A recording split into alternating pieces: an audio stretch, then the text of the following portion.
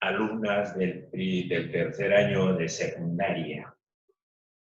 Tengan todos ustedes muy buenas tardes. Ya estamos en la recta final del tercer trimestre del año lectivo. En la segunda semana de diciembre estaré tomando una pequeña prueba escrita que les va a servir la nota como un examen en la segunda semana, salvo de que la dirección puede adelantar la fecha de examen o de repente la semana que les estoy diciendo. Pero hay un día que es feriado, el 8, el día martes. Ahí ya voy a ver cómo lo manejo esta situación. De repente, la última actividad de la semana puede servirle como una nota de examen. De repente, pero vamos a ver. Pero normalmente les comunico de que la segunda semana de diciembre voy a tomar una pequeña prueba escrita para que sea, digamos, nota del examen del tercer trimestre. Y si hay que adelantar, también yo les comunico. ¿Me han entendido? Así que hay que estar a la expectativa de esa situación. En segundo lugar, para comunicarles a ustedes de que es importante estar al día con sus trabajos. Hay algunos alumnos que no han presentado. De repente han tenido algún problema, como por ejemplo Gutiérrez Berrocal. Ha estado presentando en forma normal, en forma regular, pero después la última semana no lo ha presentado. Y así hay varios alumnos. Ustedes saben perfectamente quiénes no han presentado en forma regular, en forma normal. Les podría dar una oportunidad para que en esta semana o en la próxima pueden normalizar o regularizar esas situaciones, ¿sí? Porque ya de repente la dirección del colegio puede adelantar la fecha de finalización, porque ya a partir siempre se hacía la clausura 18, 20, 22, porque los hermanos parece que tienen sus reuniones, qué sé yo. Pero ya les estoy anticipando. Las dos primeras semanas vamos a ver toda esta situación. ¿Ya? Ya les dije en la clase anterior de que ya estamos ya al final de la novena y última unidad del curso. Hemos visto todo lo relacionado a la ciencia económica. Hemos visto las normas de la economía, hemos visto algunos aspectos de las finanzas, hemos visto aspectos relacionados a las instituciones financieras, al Banco Central de Reserva del Perú, todas esas cositas hemos visto. Y ahora vamos a ver como una especie de recapitulación, o lo que denominamos también la realimentación o retroalimentación. El tema se titula Instituciones reguladoras del sistema financiero. ¿Cuáles son esas instituciones reguladoras del sistema financiero? Las instituciones reguladoras del sistema financiero tenemos lo siguiente, anoten por favor. Número 1, la Superintendencia de Banca, Seguros y AFP. Número 1, instituciones reguladoras del sistema financiero son Number 1, ISECI, la Superintendencia de Banca, Seguro y AFP. Esa cuestión de AFP está pues de moda ahora por esta cuestión de problemas que estamos sintiendo sobre la pandemia, porque el Estado tiene que agarrar y autorizar, qué sé yo, para que saque sus ahorros, etcétera, etcétera. 2, instituciones del Banco Central de Reserva del Perú. Es otra institución reguladora del sistema financiero. Es otra institución reguladora del sistema financiero.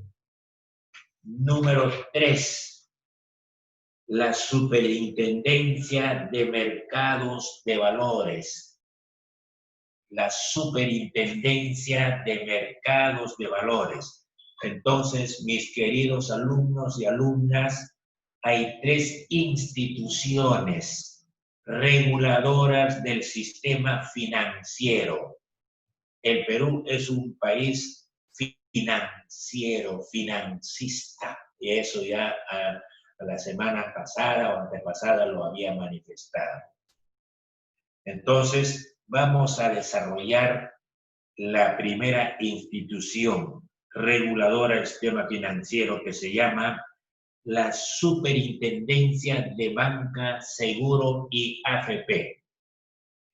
¿Qué funciones realiza la Superintendencia de Banca y Seguros y AFP? ¿Cuál es su función? ¿Qué trabajo realiza? Debe ser una función de carácter administrativa, pero una función de carácter administrativa tiene que demostrar eficiencia, tiene que demostrar eficacia, tiene que demostrar calidad, pues. Claro.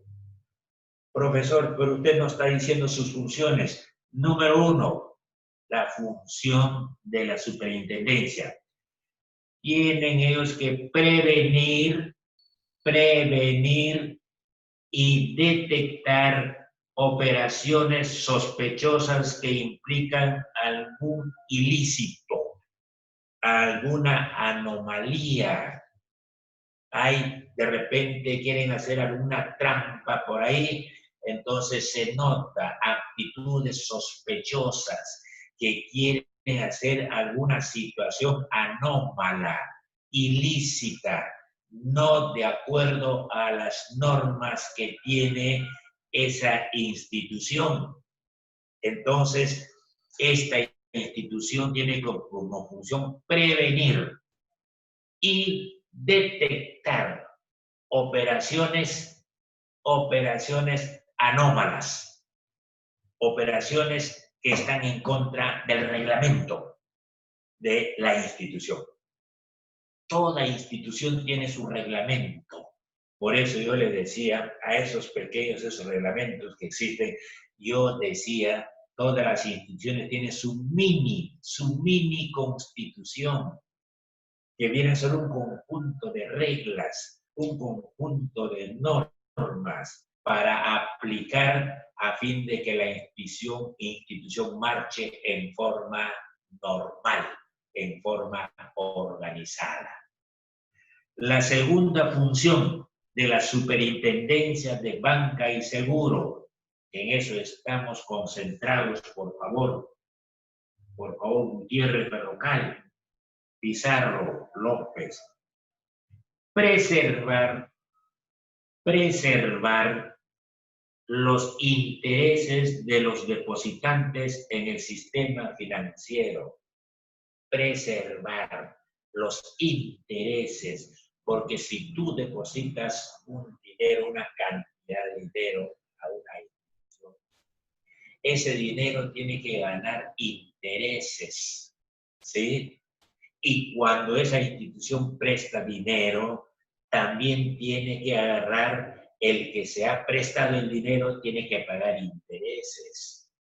Entonces, para eso hay la superintendencia para que esté a la expectativa, cuidando o velando por la normalidad de esos intereses, preservar los intereses de los depositantes en el sistema financiero.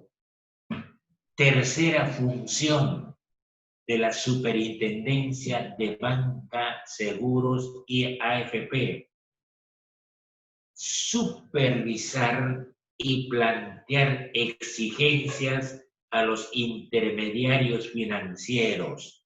Supervisar y plantear exigencias a los intermediarios financieros. Ya en las clases anteriores hemos visto qué funciones desempeñan los intermediarios financieros. Y había un círculo en la parte céntrica de las finanzas. Luego vamos a la segunda funciones del sistema financiero. Se llama o es el Banco Central de Reserva del Perú. En la clase pasada también hemos visto qué funciones desempeña el Banco Central de Reserva del Perú. Aquí estoy haciendo una síntesis para que sea claro, preciso y nítido, ustedes pueden captar, porque el Banco Central de Reserva del Perú es un organismo que está compuesto por 7 miembros, 5 titulares y 2 suplentes. Y los miembros de ese organismo tienen que ser personas capacitadas, personas que manejan, personas que son profesionales en ese campo. Les digo esto porque algunas veces el Poder Legislativo puede nombrar o puede hacer la propuesta de un miembro de su partido político A o B, pero que no está preparado, no conoce, no maneja asuntos relacionados al trabajo que realiza el Banco Central de Reserva del Perú.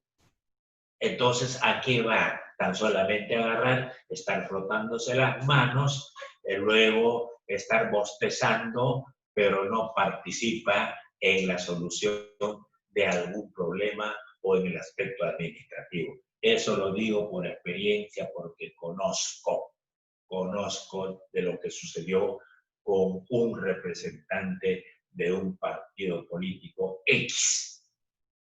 ¿Cuál es la función del Banco Central de Reserva del Perú? Number one, funciones de gran importancia. Implementar, la palabrita implementar, ¿qué significa? Ya ustedes son alumnos y alumnas de tercero secundaria, de ANEVA, ya deben saber implementar. ¿Qué significa? Reservas internas, implementar medidas para controlar la inflación y el pánico financiero. Tienen que controlar la inflación, es decir, que los precios de los productos suben, entonces el dinero no alcanza porque está perdiendo su valor. Hay una tremenda inflación. Y cuando la inflación es grave, se le denomina la hiperinflación o llamado también la inflación galopante. Inflación galopante. Así como en la época de Alan García, el 300-400% de inflación. 300 y 400% de inflación. El dinero ya no tenía valor. 5.000 soles que tenías se volvió en 500 soles. ¡Qué barbaridad! Entonces, una de las funciones del Banco Central de Reserva del Perú es eso, implementar medidas, hay que crear medidas para controlar la inflación, es decir, para que no exista una inflación galopante o una hiperinflación. Y ahora les voy a encargar a ustedes por qué se produce la inflación, qué cosa viene a ser una inflación.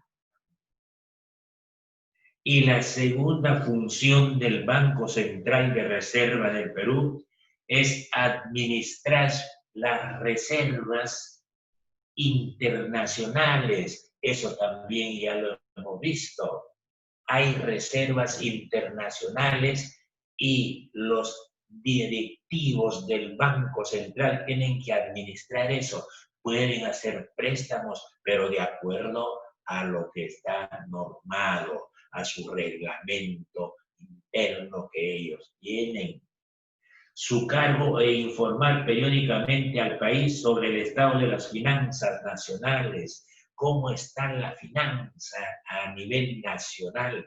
Tiene que informar para que tengan conocimiento los empresarios, los comerciantes, el ciudadano común y corriente. Tenemos que estar al tanto sobre esta situación de la inflación, sobre esta situación de las reservas internacionales, estado de las finanzas nacionales. Pero cuando están ahí los miembros, tienen que ser personas que manejen esta situación. Y el tercer punto de las instituciones reguladoras del sistema financiero viene a ser la Superintendencia de Mercado de Valores. La Superintendencia de Mercado de Valores. ¿Cuáles son sus funciones específicas de la Superintendencia de Mercado de Valores? Promocionar mercados, promocionar la eficiencia y transparencia de los mercados de valores, que sea eficiente, eficaz, transparente y de calidad, pues. Los mercados de valores tienen que ser así. Mercado de valores, o sea, donde hay finanzas, donde hay, digamos, compra y venta, donde hay, digamos, intereses, qué sé yo. Y controlar las actividades de las empresas administradoras de fondos colectivos para evitar las defraudaciones y los manejos ilícitos. Siempre tienen que repetirse sobre esta situación, manejos ilícitos. En todas las instituciones, por desgracia, se dan los manejos ilícitos. No respetan las normas, no respetan, digamos, la Constitución también, pues. Lo primero que tenemos que hacer es corregirnos antes de cambiar otra Constitución por la de la 1993. Lo primero que tenemos que hacer nosotros los ciudadanos es tomar conciencia y dejarnos de lado la corrupción y de los manejos ilícitos. Eso es lo primero que tendríamos que hacer antes de cambiar una nueva constitución. Tenemos que tomar conciencia en ese sentido, porque hay muchas instituciones donde los trabajadores agarran y hacen un contrato y dicen, ¿y cómo es? ¿Cómo es? Ahí está el asunto, pues la parte ilícita. Eso tenemos que corregirnos o autocorregirnos. Después ya cuando hemos corregido todo eso, hay que exigir el cambio de una constitución, una nueva constitución. Pero esto tiene que ser los constitucionalistas, es decir, hombres versados o mujeres versadas en la elaboración de normas para formar la Constitución. No puede ser cualquier persona o cualquier político, no. Yo recuerdo, habían gentes capacitados, habían gentes preparados, pero por otro lado, pues el tiempo es muy corto. En 5 meses no creo, no creo. Así es que, señores de algunos sindicatos que están provocando marchas para cambio de la Constitución, reflexionen, piensen y actúen, sobre todo por cuestión de tiempo, por cuestión de, si no, saldría toda la criolla, pues, y eso no puede ser. Para después, más tarde, pedir cambio de esa constitución, esa nueva constitución. Así no es, pues, mis queridos amigos. La construcción de una economía sostenible. Alumnos y alumnas, Iseki, Pizarro, Rosales, Landa, Torres, Villanueva, vamos a construir una economía sostenible. ¿Qué les parece? Vamos a construir una economía sostenible. Pero ¿cómo es eso, profesor? La economía sostenible, yo pienso que debe ser una especie de equilibrio entre el ingreso y el egreso, entre el aprovechar los recursos naturales en base a una situación balanceada. Porque si nosotros lo hacemos en forma irracional, agarramos y empezamos a destruir, a sacar, a aprovecharse de nuestros recursos naturales que estamos dejando para las próximas generaciones. Por eso es importante construir una economía sostenible. Si yo arranco aquí una planta o un árbol, debo de reemplazar ese árbol. Antes se hacía eso en los barrios, en los colegios, en las instituciones. Les estoy hablando de 1950, 1960. La arborización, ¿sí? 2.000, 3.000 plantas de arbolitos agarraban y empezábamos a sembrar, empezábamos a plantar. ¿Para qué? Para que reemplace a esos árboles que ya están en decadencia o han sido cortados o maltratados. Claro, entonces hacemos una especie de balance, ¿sí? Pero ahora no se está haciendo eso, pues. No se está haciendo eso, estoy hablando a nivel nacional. Entonces, ¿pero cómo es eso, profesor? Explique, pues. Vamos a construir una economía sostenible, balanceada. Y para eso tenemos que tomar las siguientes acciones. Número 1, sabemos perfectamente, sabemos, conocemos, y yo les he hablado sobre esta situación varias veces en segundo año de secundaria, sobre la economía globalizada, la globalización. Inclusive había un autor, hay un autor donde les enseñé, donde dice bien claro el sistema de la globalización. ¿Se acuerdan ustedes? El avance de la economía globalizada ha precipitado el comercio, la economía globalizada, la globalización, pues, ha avanzado gracias a los diferentes medios de comunicación social y gracias a las TIC, tecnología informática y comunicación. Ha avanzado, está en su época de apogeo la economía de la globalización. Este avance ha precipitado el crecimiento económico de muchos países. Muchos países están con un gran crecimiento económico y la mejora de las condiciones de vida de un sector de la población a nivel mundial, de un sector, de una determinada clase social a nivel mundial. Ellos viven en forma eficiente, muy chévere, muy bonito, con todas las capacidades que tienen, con todos los bienes que tienen, etcétera, etcétera, etcétera.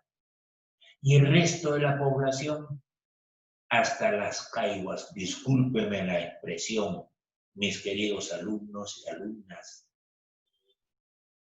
Entonces, dice, el avance de la economía globalizada ha dado lugar a que algunos países se están convirtiendo en potencias desde el punto de vista económico. Y algunas clases sociales también están muy fortalecidos gracias a este crecimiento económico de la globalización. Qué bien, eso vendría a ser su fortaleza, su fortaleza. Pero, este crecimiento económico basado en la producción masiva,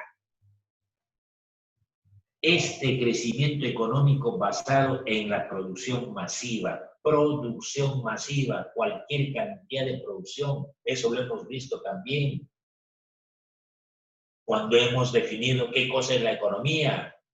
La economía es una ciencia que se ocupa de la producción, de la distribución, del consumo y de la reinversión. Eso lo hemos visto. Por eso dice acá, el crecimiento económico basado en la producción masiva,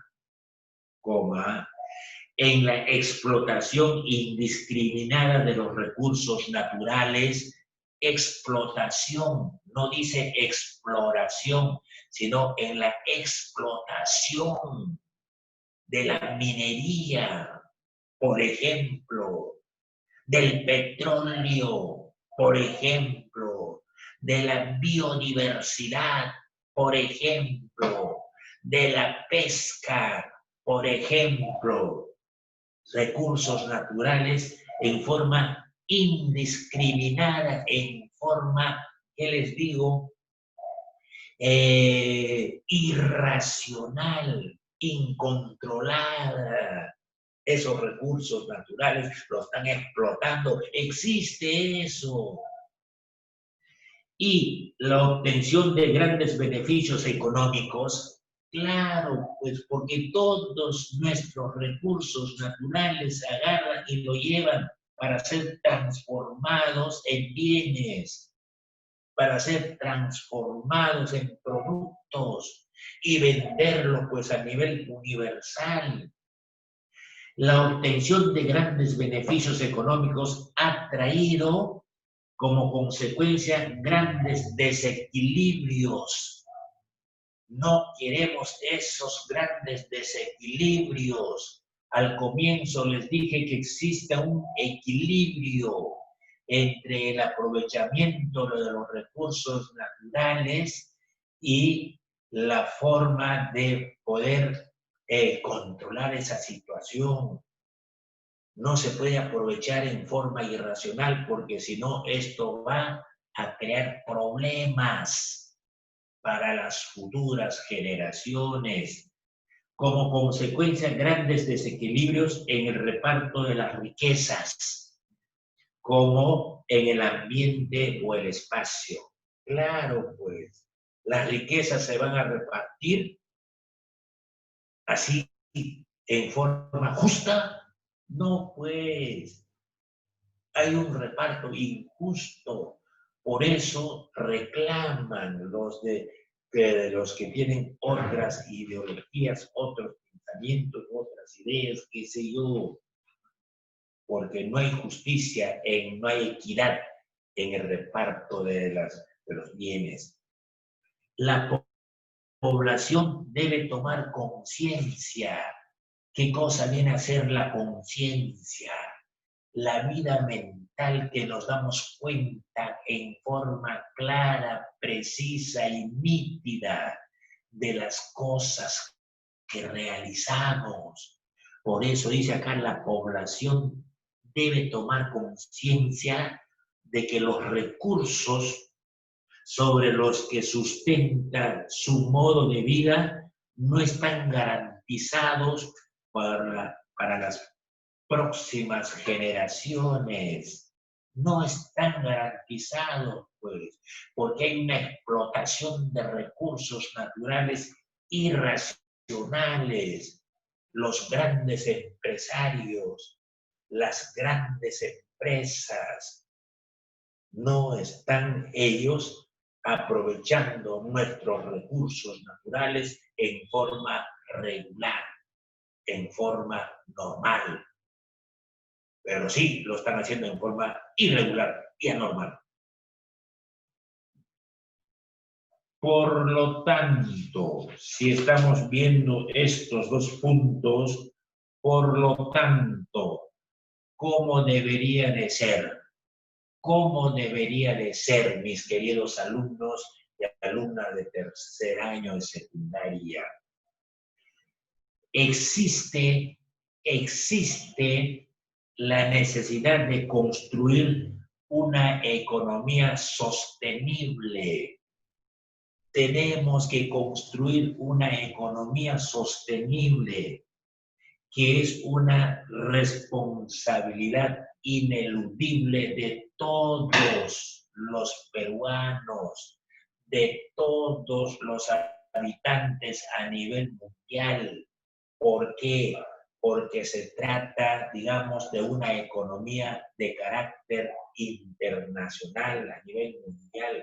¿Acaso nuestros recursos no más de nosotros? No, los recursos a nivel mundial, los recursos naturales, y específicamente nosotros somos los que tenemos grandes recursos naturales en la costa, en la sierra, en la selva o en las 8 regiones altitudinales, y no me van a decir que no. Esto es entonces una responsabilidad que no podemos eludir, que no podemos hacernos los locos ni las locas. Tenemos que buscar una economía donde exista un equilibrio en el aprovechamiento de los recursos naturales. Como por ejemplo, la reforestación. ¿En qué consiste la reforestación? ¿Qué diablo es la reforestación? Reforestar plantas, el sembrío. Permite la reforestación, permite a los ciudadanos. No está diciendo permite a algunos ciudadanos, no, sino a todos y cada uno de nosotros los ciudadanos. La reforestación permite participar en la construcción de una economía sostenible. Todos los de la costa, sierra, selva tenemos que participar.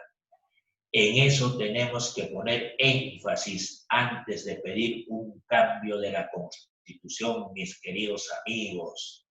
Tenemos que participar, tenemos que tomar conciencia en aprovechar los recursos naturales, la biodiversidad, y dejemos de lado el criollismo, la criollada, que yo agarro y empiezo a aprovechar cualquier cantidad de cosas. Primero tenemos que ser conscientes en forma racional. Tenemos que aprovechar los recursos naturales porque también los de las nuevas generaciones necesitan vivir, necesitan aprovechar de estos recursos naturales y de nuestra biodiversidad. No solamente con los animales domésticos ni con las plantas domésticas, sino con esos animales salvajes que están a 300, 400, 500 metros de altura sobre el nivel del mar a 3.400. Claro, pues, a eso se refiere, no solamente a los animales domésticos, sino tampoco a las plantas domésticas, sino a esas plantas que se encuentran en el mismo corazón de la Amazonía. No tenemos por qué aprovecharlo de forma irracional. Entonces, para terminar, estoy diciendo como ejemplo la reforestación. La reforestación permite a los ciudadanos participar participar en la construcción de una economía sostenible, es decir, equilibrada y no exagerada. Todos los ciudadanos aquí en el Perú tenemos que participar en ese sentido, tenemos que ser responsables en ese sentido. Y eso pienso que debe ser prioridad de las autoridades. Prioridad de las autoridades.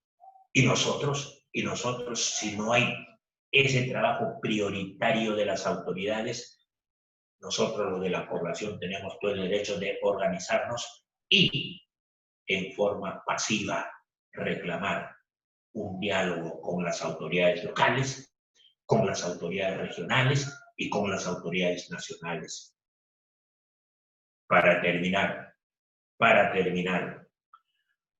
todos podemos y debemos aplicar las 3 R. Todos, a ver, ojo, ¿cómo es esto, las 3 R, profesor? Estamos hablando de una economía sostenible. Todos y cada uno de nosotros debemos de aplicar las 3 R. La primera R significa reducir. La segunda R significa realizar. Y la tercera R significa reciclar. Ahí está, poner en práctica, reducir, realizar y reciclar. ¿Para qué? En forma racional, ¿para qué? Para que nuestros recursos naturales y nuestra biodiversidad se desarrolle también en forma normal, en forma regular.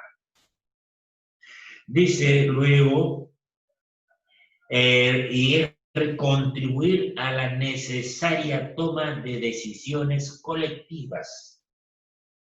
Hay que tomar decisiones en forma colectiva, ¿sí? Entonces ya tienen conocimiento. Hay que tomar conciencia para que nuestra economía sostenible esté equilibrada entre los que aprovechamos los recursos naturales y aquellos que consumimos y aquellos que estamos preocupados para que esos bienes y esos recursos naturales también lleguen a las futuras generaciones en forma regular. Primera pregunta, mis queridos alumnos. Primera pregunta, ¿ya? Anoten, por favor. ¿Dónde está Torres Chunga? Torres Chunga, ¿ya? Oye, Torres Chunga, tú estás cumpliendo muy bien, te felicito. Te felicito, Villanueva, muy bien. Caramba, hombre, sonría. Qué bien. Hay buenos alumnos, vale. Primera pregunta. La economía globalizada. Ya sabemos en qué consiste la economía globalizada. Gracias que está arriba, bien arriba, a los diferentes medios de comunicación social. ¿Sí? Empezando por AFIC. ¿Sí? La economía globalizada ha alcanzado un gran desarrollo a nivel mundial. Eso ni quiere decir, ni quiere negarlo. Repito, la economía globalizada ha alcanzado un gran desarrollo a nivel mundial. Este hecho se debe a los siguientes factores. Este hecho se debe a los siguientes factores. Como por ejemplo, responda usted con ejemplos. ¿Sí? Como por ejemplo, punto. Y yo lo que estoy preguntando es, responda como ejemplos, con ejemplos. ¿Por qué la economía globalizada está ocupando un lugar de gran trascendencia a nivel universal, a nivel mundial? ¿Cuáles son esos factores? ¿Por qué? ¿Qué elementos le ha permitido para llegar hasta arriba en su época de oro, en su época de apogeo, la economía globalizada? Y para eso tienen que manejar lo que se llama la globalización. ¿Qué entiendes tú por globalización o economía de la globalización? Y listo. ¿Ya han entendido? Chao.